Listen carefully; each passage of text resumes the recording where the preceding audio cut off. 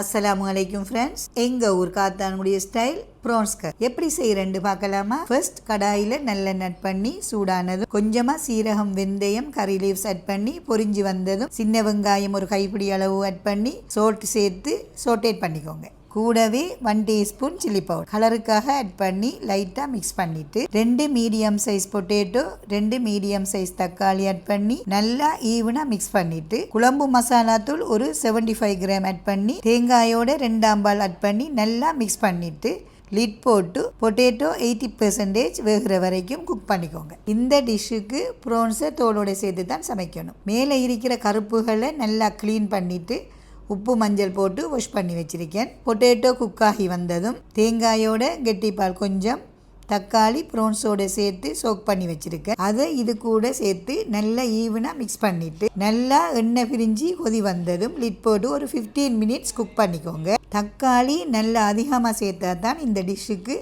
ஒத்தண்டிக்கான டேஸ்ட்டை கொடுக்கும். ஃபைனலாக மேலாப்பில் சீரக பவுடர், கறி லீவ்ஸ் ஆட் பண்ணி எடுத்தால் எங்கள் ஒரு ஸ்டைல் ப்ரான்ஸ் கறி ரெடி. கண்டிப்பாக நீங்களும் ட்ரை பண்ணி பாருங்கள். நம்ம சேனலை மறக்காமல் ஃபாலோ பண்ணுங்கள்.